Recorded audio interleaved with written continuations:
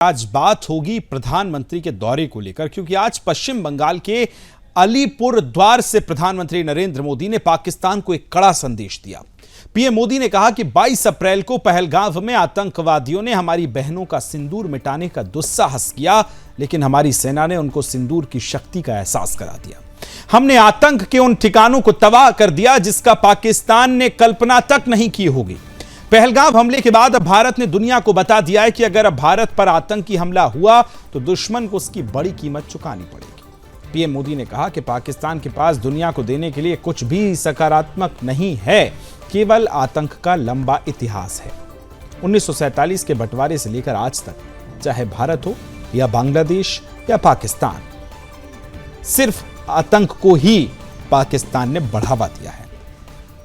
PM Modi ने यह साफ कहा कि सीधे युद्ध में पाकिस्तान की हार निश्चित हुई है, इसलिए वो आतंकियों का सहारा लेता है।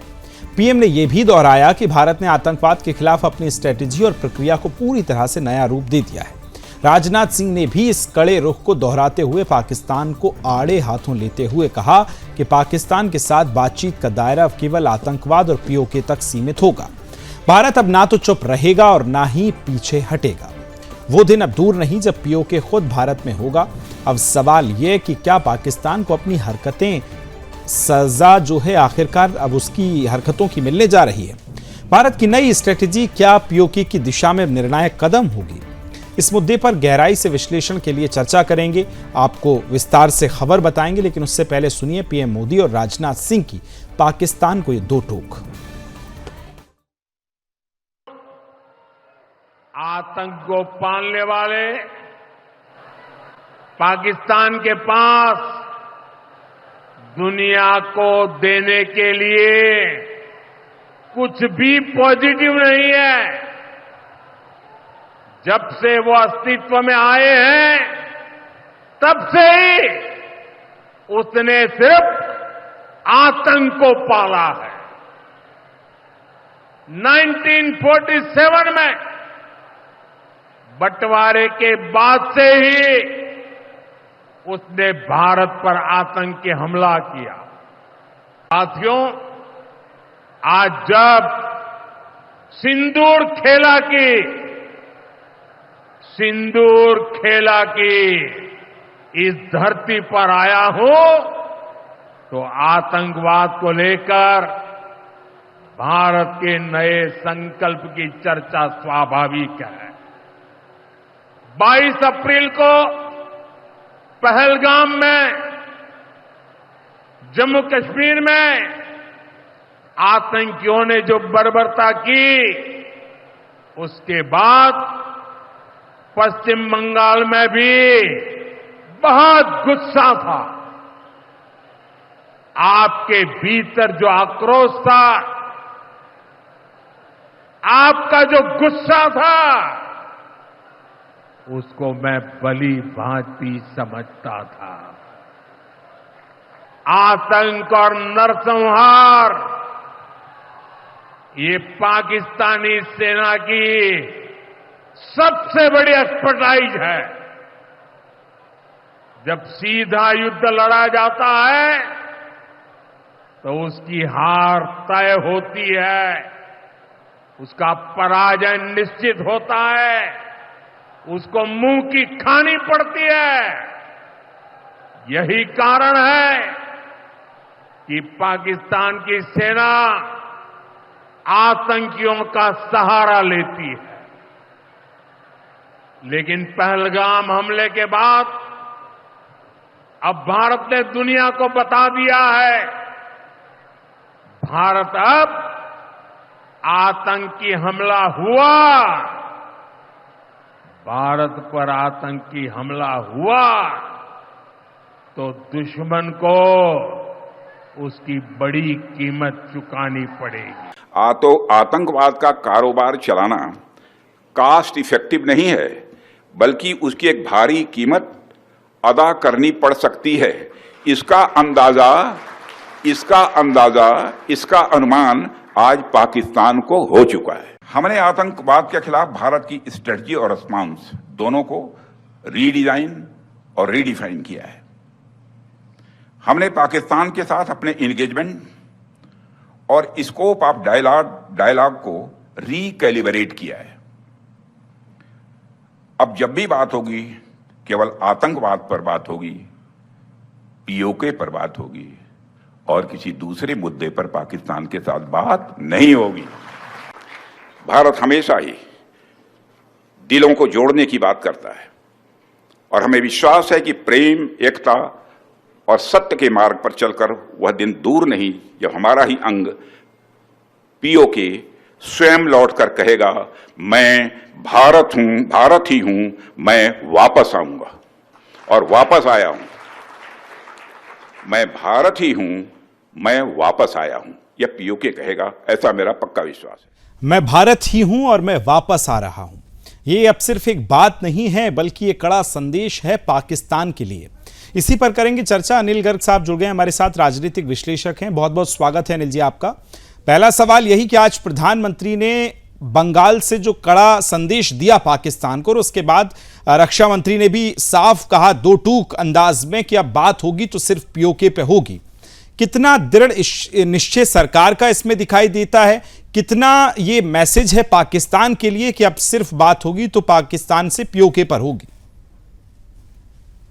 विकास जी, आप अगर पिछले एक महीने का जो दृष्टिकोण करें, पूरे जो घटनाएं घटी हैं, तो उससे अपने को स्पष्ट समझ में आ जाएगा कि भारत सरकार ने आतंकवाद पे अपनी जो नई नीति की है, ना सिर्फ नीति निर्धारित किया बल्कि उसको एक्टिवेशन भी किया है, यानी उसको एग्जीक्यूट कर दिया है जी। 22 अप्रैल को जो कुछ हुआ, जो नरसंहार आतंकवादियों ने पाकिस्तान समर्थित, पाकिस्तान द्वारा निर्देशित आतंकवादियों ने किया, उसकी सजा देने के लिए पहले भारत सरकार ने सिर्फ और सिर्फ आतंकवादी अड्डों को खत्म किया। वो उसको भी बता के कि भैया आपके आतंकवादी अड्डे हम खत्म करने जा रहे हैं क्योंकि आपने ये सब नरसंहार किया था।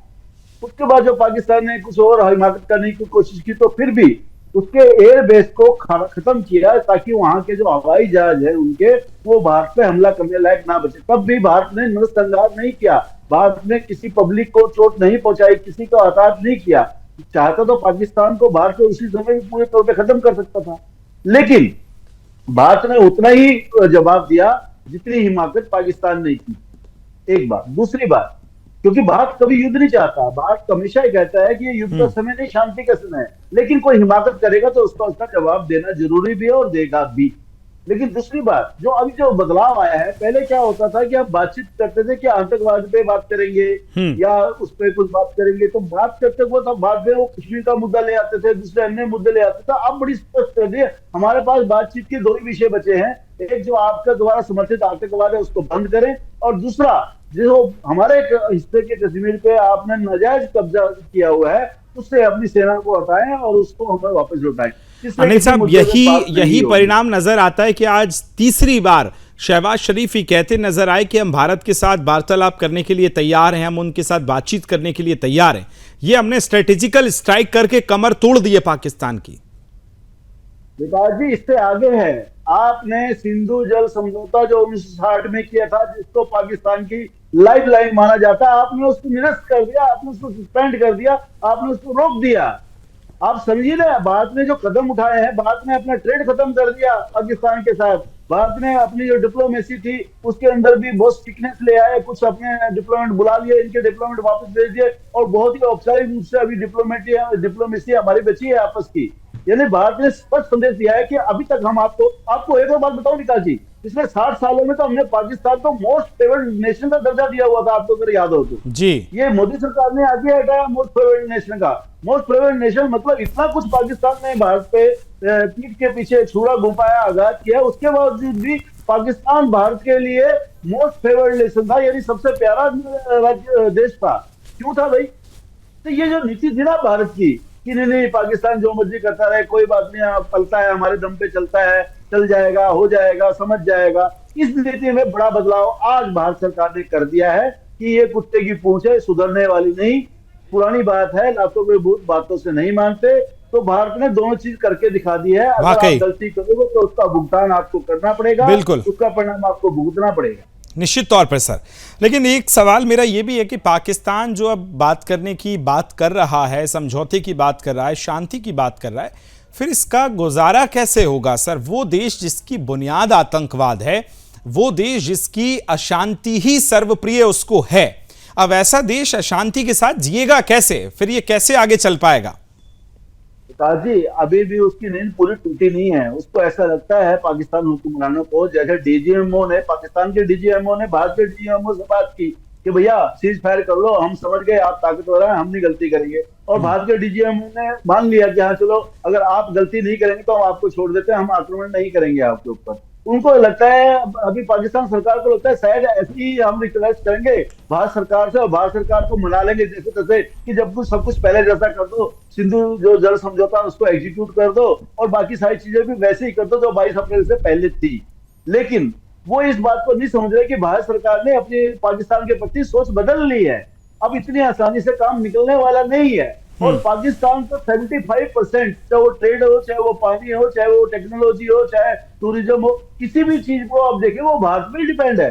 अगर भारत ने उसका अपनी तरफ से मुंह मोड़ लिया पाकिस्तान से तो पाकिस्तान तो वैसे ही खत्म हो जाएगा। और पाकिस्तान के अंदरूनी हालत आपको मालूम ही है, बलूचिस्तान अलग देश बनने जा रहा है, सिंध अलग देश बनने जा रहा है, अपना बलूचिस्तान के अलग देश बनने नहीं के लिए घोषणा भी कर चुका है कि भैया उसको मान्यता दे दीजिए, हम तो अलग देश हो गए। तो ऐसे पाकिस्तान 4 टुकड़ों में बंटने जा रहा है। अकेले पंजाब सूबा ही पूरे पाकिस्तान को चला रहा था, उसके खिलाफ बहुत बड़ा विरोध है। तो कुल मिला के पाकिस्तान अपने अंतर्दोष से खुद ही टूटने जा रहा है। वो तो भारत की बलस मानस थी कि भारत उसको अलग अलग चीजों में सपोर्ट करता था, इसलिए जी रहा था। आज भारत ने अपना सपोर्ट खींच लिया है तो IMF उसको 2 दिन तक जिंदा नहीं रख पाएगा। पाकिस्तान का टूटना तय है। इसलिए शहबाज शरीफ बार बार सोच रहे हैं कि पाकिस्तान वापिस भारत के पास आ जाए, भारत से गिड़गिड़ाए। और भारत अगर मैं दोबारा 3 बार अगर कह रहा हूं, अगर वापस 22 अप्रैल से वाली पोजीशन से पहले वाली पोजीशन ले आए तो शायद हम कुछ दिनों और गुजार पाए। लेकिन मुझे लगता है अब ये संभव नहीं है। जी एक आखिरी सवाल, चूंकि समय की अपनी पाबंदियां हैं, और सवाल ये कि ऑपरेशन सिंदूर के बाद प्रधानमंत्री या रक्षा मंत्री जिस भी सार्वजनिक मंच पे जा रहे हैं आतंकवाद के खिलाफ 2 टूक जरूर बोल रहे हैं। और ये दिखाता है घाटी में जो अभी ऑपरेशंस लगातार चल रहे हैं कि ऑपरेशन सिंदूर जो है वो उसका अल्प विराम हुआ है, युद्ध विराम नहीं हुआ है।